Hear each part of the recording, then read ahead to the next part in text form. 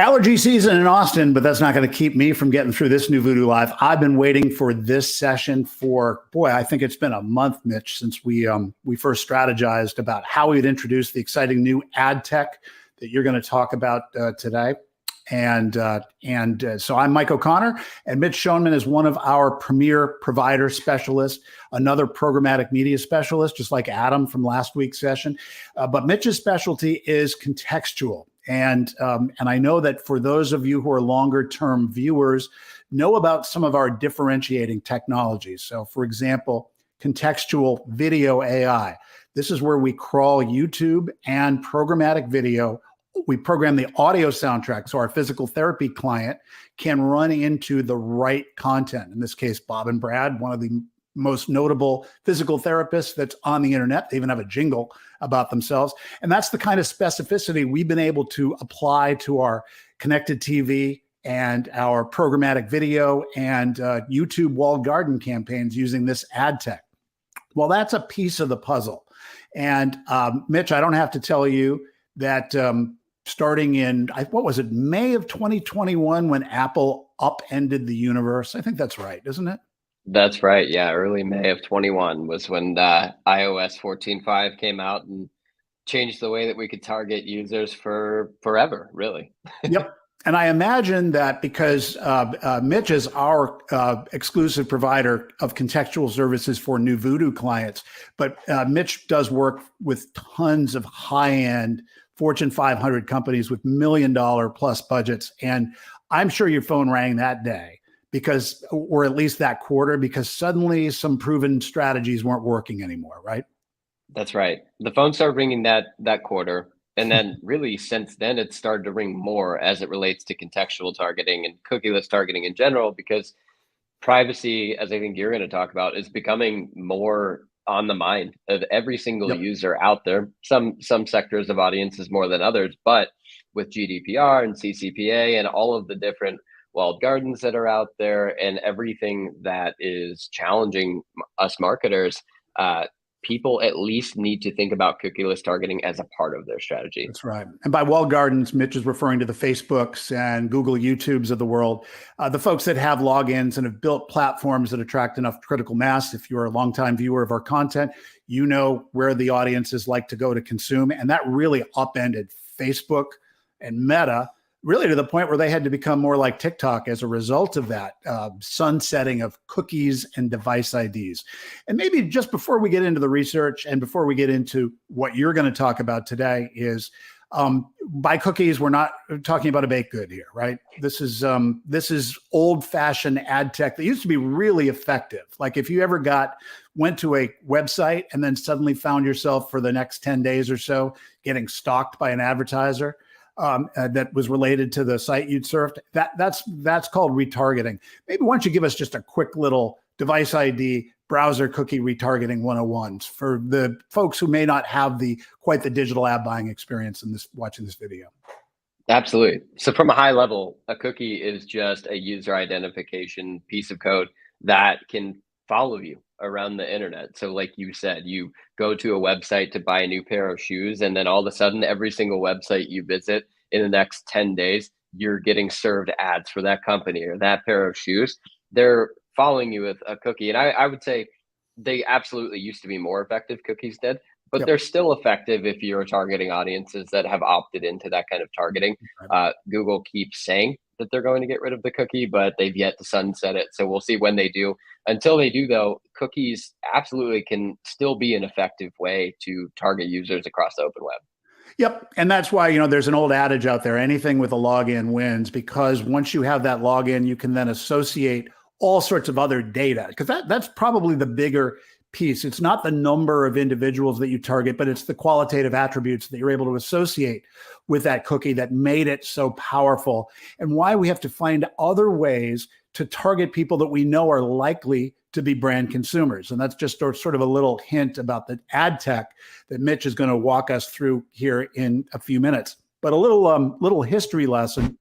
We've been tracking through NuVoodoo's proprietary research with studies that involve between 3,500 and 5,500 consumers, generally speaking in the buying demographic 14-year-old to 54-year-old consumers. We've been watching this trend because when we're talking about cookies and mobile device IDs, we're really talking about privacy and the consumer's willingness to exchange kind of a little bit less privacy for more convenience or more relevance. And it has a lot of different functions, whether it's you trying to map your route from home to a specific unfamiliar location, to something like you kind of want to know about the sale that's going to be at Penny's, not to use an outdated expression. You might opt into a particular app's ability to track. Well, you can see we've been tracking things since the start of the iOS movement, which got a lot of publicity at the time.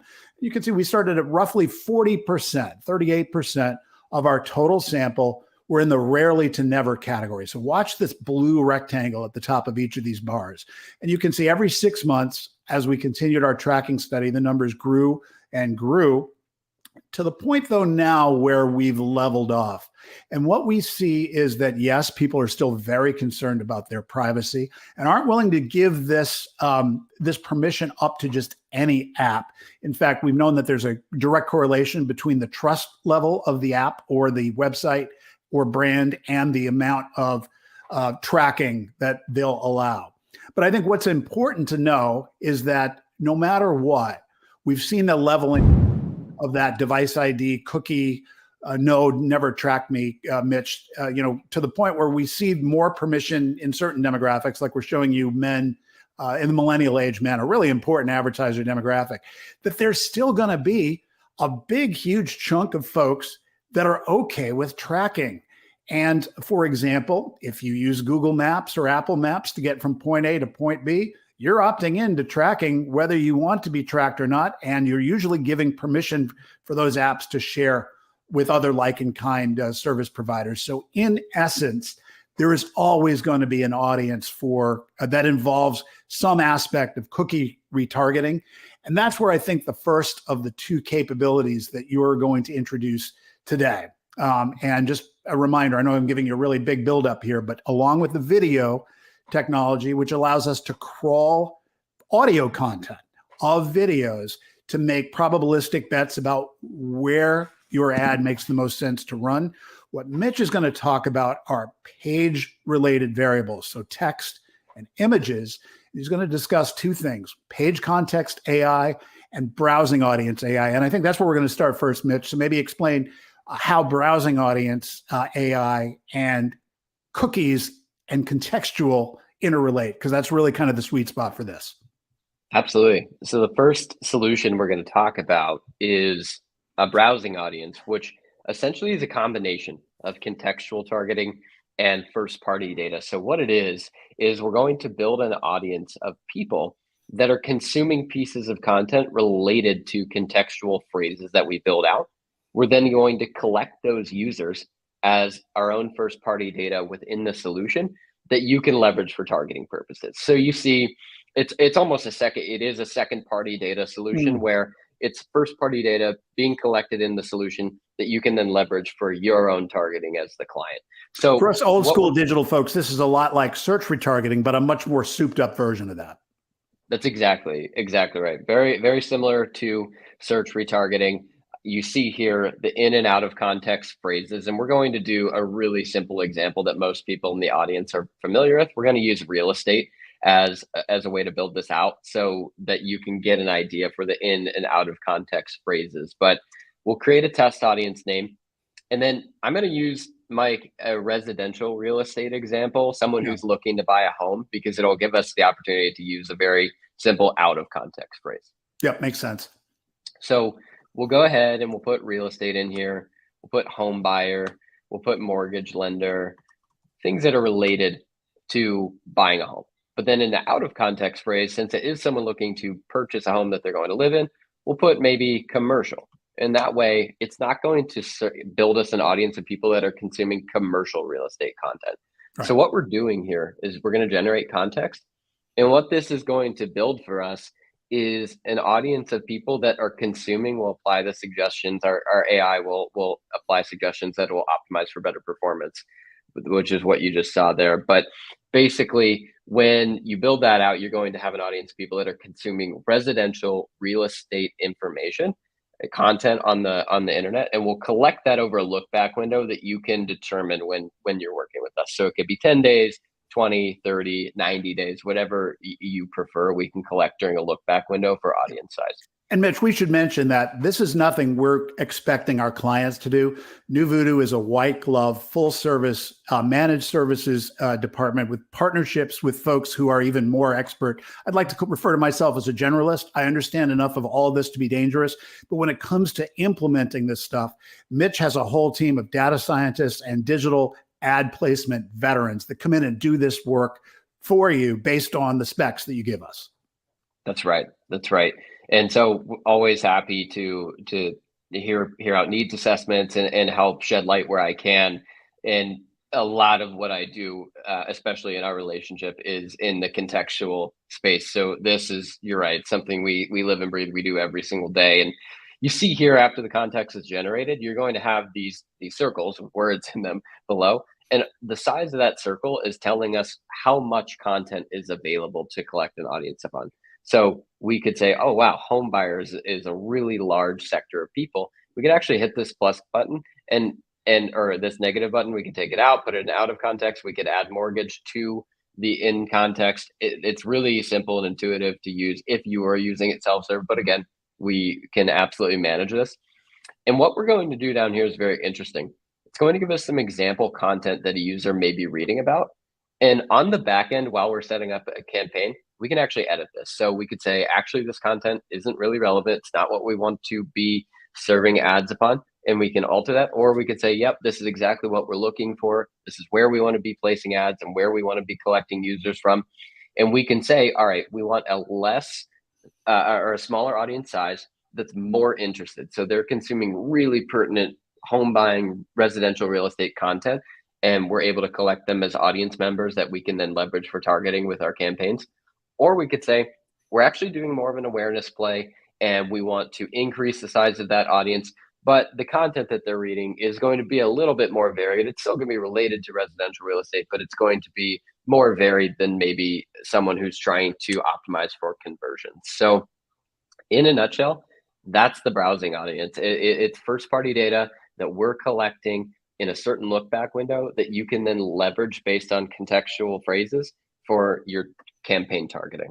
Yep. And so this is a way to reach people that we know have surfed content that's related to your brand. So it's kind of like building the same way you might tag your website, right? With that little pixel that allows you to know who's visited your site and then you can retarget them.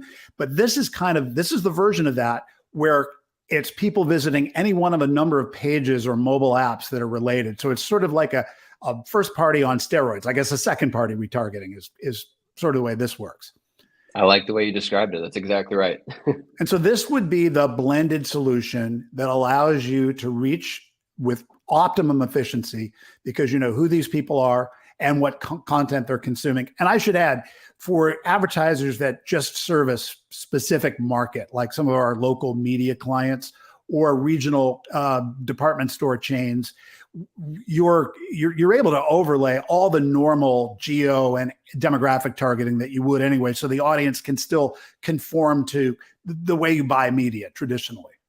That's right. Yep. Demographic layering, geo layering, all of that is still available with the browsing audience. Yep. And like anything else, the more narrow, you have to be realistic because the more narrow you get, the more precise, but the less potential reach. And that's where Mitch and his team are really good at sort of building that optimal trade-off between those variables.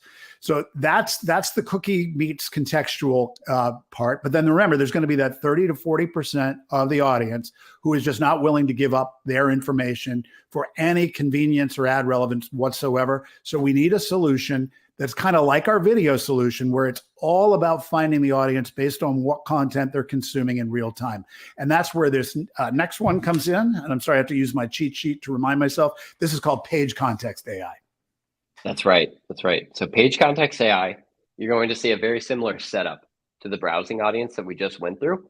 The difference is that with Page Context AI, we're going to generate a list of relevant domains to those in-context phrases that we can then serve to in real time. So with Page Context AI, we aren't targeting any specific users. There's zero data involved in this, no cookies. Right. It's completely data free, and it allows us to serve only to the domain. So So it's a for the top great 10 hip radio station we've got in a large market that puts on an annual hip hop festival, we don't need to know whether or not they're Hispanic or African American who are into hip hop between the ages of 18 to 34. We're going to allow the content to determine the audience. And that's where this comes in, right?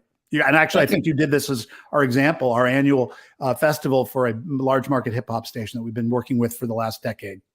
That's exactly right. So you don't need to know all those demographics. You know that they're interested in the ad that you're going to serve based on the content that they're consuming. And so for that radio station, we can take a look at some of the most popular artists that they're playing on that radio station. We could put Drake in there. We could put Post Malone. And I'm just going with some of the artists that were on that list, Beyonce.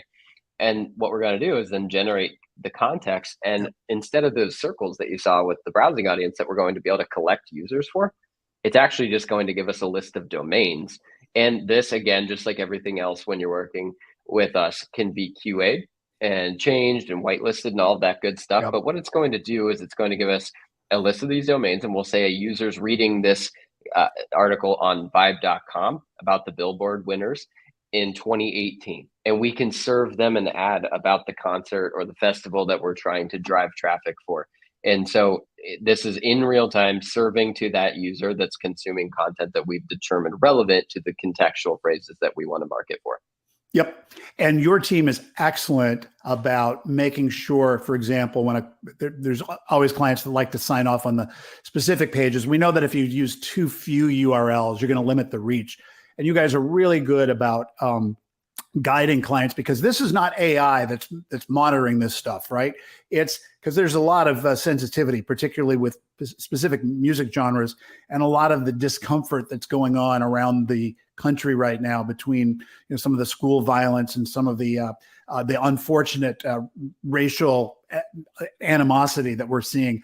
You have human beings steering people away, steering campaigns away from that potentially risky stuff.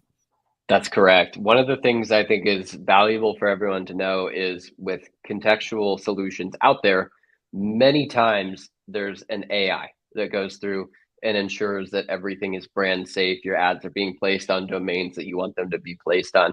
And that works most of the time. But the issue is that sometimes you get an ad placed on a website that you don't want to be placed on. You don't want your brand to be associated with. Yep. That is not a problem with this tool, because like you said, a team of human beings is behind the scenes looking at every single placement, ensuring that it's brand safe prior to ever going live. So that is not an issue that we run into with this tool. One of the things I wanted to ask you is, are we limited strictly to a list of websites, or if there's mobile apps, for example, that fit in a category that are on the exchanges and that accept programmatic inventory, does this allow, does it allow us to go into the mobile space at all, or is this exclusively desktop, laptop inventory? So this will be desktop, laptop inventory. That's something we could layer on behind the scenes, but for building out just a quick contextual audience like you see here, it'll be just the domains that we specify. But it's important to understand that these are just two tools among a whole suite of different strategies that we use. For example, you've got programmatic campaigns that can just target nothing but mobile phones, for example. There's exchanges that only deal with mobile inventory. So it's all about us layering on different strategies and tactics that will be efficient with your dollars so that you reach the most number of people with good, relevant frequency to have a campaign success.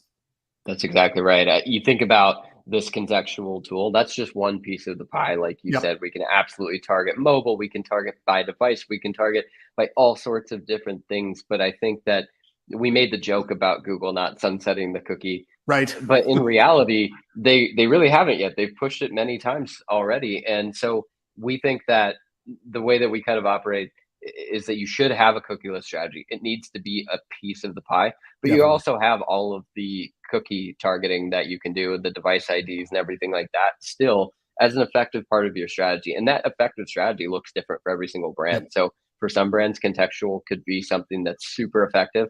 For others, maybe not, but that's something that we work to determine together.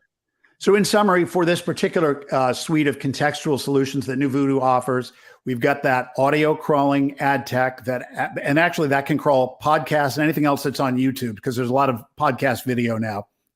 In fact, YouTube is one of the premier places for people who like to watch podcasts. So between podcasts and video, whether we're using YouTube or crawling programmatically, and then where Mitch comes in is the two contextual solutions, the one that involves second-party audience, cookies, device IDs, a good potentially up to 60% of the audience. And then there's the pure contextual play that gets to that group, that 30 to 40% hardcore, who just don't allow, who put security and privacy over everything else. And so that's how we help paint a mosaic. And then we can fill in with these other solutions that Mitch talked to you about. The best thing that I like about our relationship, Mitch, is that you've never left me in the lurch. There has not been a client when we give you enough time, enough lead time, right? You're right there on the phone helping me walk them through the solution that you propose and answer any of the questions. Yep. We can turn things around really quickly. Always happy to, as I mentioned earlier, listen to needs assessments and come up with media strategies and point you in the right direction for what solutions within the tool are going to be best for your campaign. Now, I don't want to put you on the spot, but one of the other things that really impresses me about your outfit, and especially the data scientists that you have on your team, is the first party data solution. So if somebody has a database, some of the neat things we can do, like pushing to LiveRamp. You're the first company I've ever worked with that can get that done like within a business day. Most of the time you're waiting 7 to 14 days to get an audience populated. And that's really powerful when you need to have speed to market. Yeah, for those of you out there that have worked with LiveRamp in the past, you're hitting your head into your palm right now, because you know how long it takes to get those matches back. Ours happens in 30 minutes to an hour. Yep, that's amazing. You're like the Domino Pizza of first party data. So if you have an email, marketing team. if you have an email address list, and that's really all we need, though we'll take other data variables. The more data variables, the more comprehensive it is. We load it into our system. Mitch finds the matches, and then we can go stock them with all these different strategies with your advertising. So now you're dealing with people that you know are your best prospects. So we'll talk more about that and have you back for another 20-minute session. Does that sound good? That sounds perfect. Yeah, I would love to. So if you ever want to reach out and speak with Mitch, you can do it by contacting us here at NuVoodoo. Tell me more at NuVoodoo.com. Thanks so much for your time, Mitch. It's been great having you. Thank you, Mike. Great. NuVoodoo builds digital products and conducts research and marketing campaigns for clients. It's easy to get in touch. Drop us a line at tellmemore@NuVoodoo.com.